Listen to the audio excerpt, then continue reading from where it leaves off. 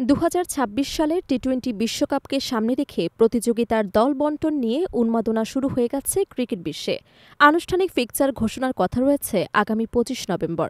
তবে টুর্নামেন্টের নির্ভরযোগ্য সূত্রের বরাতে জানানো হয়েছে বাংলাদেশের গ্রুপটি হতে যাচ্ছে যথেষ্ট চ্যালেঞ্জিং। কারণ প্রথমবারের মতো বিশ্বকাপ খেলতে আসা ইতালি, দক্ষিণ এশিয়ার উদীয়মান শক্তি নেপালের সঙ্গে একই গ্রুপে থাকছে সাবেক ২ বিশ্ব চ্যাম্পিয়ন ইংল্যান্ড এবং ওয়েস্ট ইন্ডিজ। বাংলাদেশের জন্য গ্রুপের শুরুটা যতই সহজ মনে হোক না কেন, শেষ পর্যন্ত গ্রুপের প্রতিটি ম্যাচেই হতে চলেছে অতি গুরুত্বপূর্ণ। কারণ ৫ দলের গ্রুপ থেকে মাত্র ২টি দলই খেলতে পারবে সুপার ৮-এ। ফলে ইতালি ও নেপালের বিপক্ষে জয় নিশ্চিত করার পাশাপাশি লিটন দাস, সাইফ হাসানদের ইংল্যান্ড বা ওয়েস্ট ইন্ডিজ দুটোরই যেকোনো একটিকে হারানোর চ্যালেঞ্জ হতে পারে। বাংলাদেশিদের কাছে ইতালির নামটির আলাদা একটা আবেগ আছে, তা মূলত ফুটবল দলের কারণে। তবে এবার সেই আগ্রহের সঙ্গে যুক্ত হচ্ছে ক্রিকেটের প্রতিদ্বন্দ্বিতা।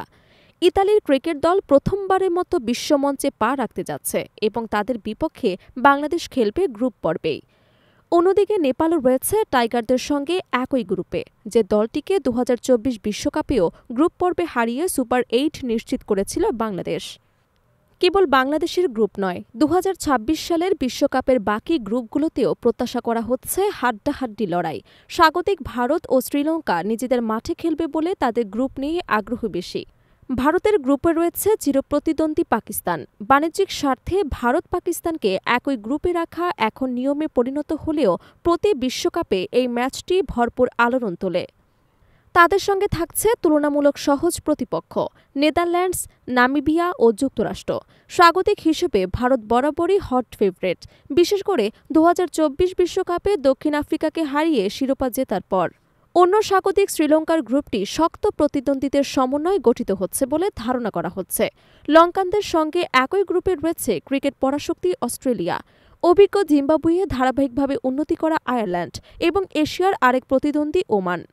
অস্ট্রেলিয়া বরাবরের মতোই ফেভারিটদের একটি, কিন্তু বাকি ৩ দলও শ্রীলঙ্কাকে চাপে রাখার সামর্থ্য রাখে। এদিকে টি-২০ ফরম্যাটের সাম্প্রতিক বছরগুলোতে অন্যতম আলোচিত দল আফগানিস্তান।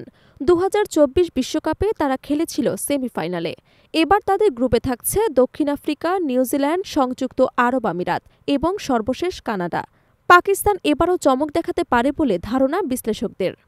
২০২৬ টি-২০ বিশ্বকাপের আসর বসবে ভারত ও শ্রীলঙ্কায়। ফেব্রুয়ারি-মার্চ মাস জুড়ে চলবে টুর্নামেন্ট। উদ্বোধনী ম্যাচ মাঠে গড়াবে ৭ ফেব্রুয়ারি, আর ফাইনাল অনুষ্ঠিত হবে ৮ মার্চ।